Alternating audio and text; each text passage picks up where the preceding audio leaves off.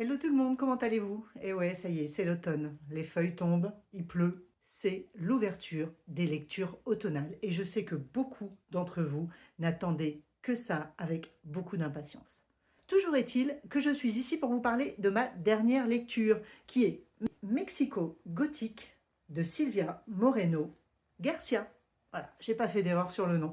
Alors vous le voyez, hein, c'est dommage, le titre s'efface, cette petite dorure, du moins.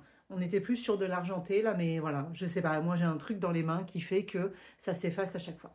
Ça ne retire rien au fait que j'ai pris beaucoup de plaisir à la lecture de ce livre. Alors pourquoi je me suis lancée dans la lecture de ce roman? Ça va en faire rire certains, mais je sais que beaucoup d'entre vous l'ont tenté aussi. J'ai interrogé ChatGPT. En effet, je lui ai dit que j'aimerais une lecture qui me fasse peur. Le résultat est que non, je n'ai pas eu peur, mais il faut reconnaître qu'il y a une espèce d'angoisse quand même. Il y a quelque chose d'assez malaisant qui va rapidement gagner la lectrice que je suis au fil de la découverte de ces pages.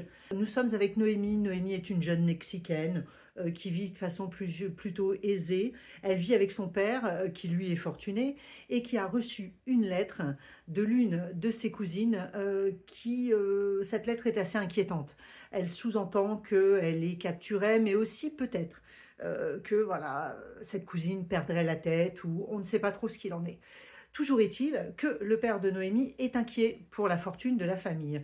Il a peur que le mari de cette fameuse cousine tente de mettre par un moyen assez tordu la main sur la fortune de la famille. Il envoie donc Noémie quelque part pour enquêter et pour tenter de savoir ce qu'il en est et vérifier que la cousine a toute sa tête et si ce n'est pas le cas, de la ramener à Mexico avec elle. Alors Noémie prend peut-être un petit peu trop, avec trop de légèreté à mon goût, ce qui se passe pour sa cousine et elle arrive un peu comme une conquérante dans le fameux manoir dans lequel sa cousine vit actuellement et où elle semble ne pas être en bonne disposition.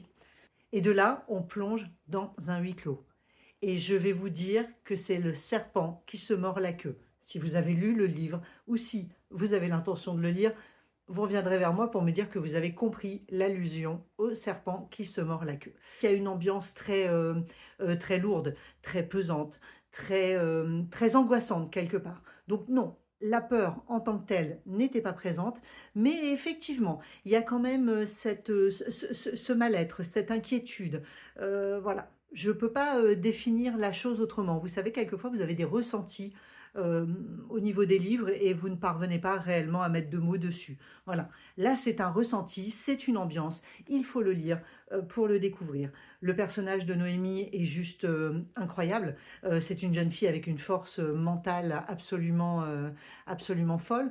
On ne peut pas l'affaiblir, on ne peut pas décider de ce qu'elle va devenir sans qu'elle ait son mot à dire. Bref, c'est une combattante. Je vous laisse découvrir l'issue de cette histoire et les personnages tous un peu plus les uns que les autres. Certains vous glacent le sang, ne serait-ce que par leurs intentions et leur psyché, quelque part. Voilà, c'est très bien écrit. J'ai beaucoup aimé. Voilà, écoutez, j'espère vous avoir donné envie. Donc, je vous rappelle, ce livre, c'est Mexican Gothique de Silvia Moreno Garcia et c'est sorti aux éditions Bragelonne. Allez, bye!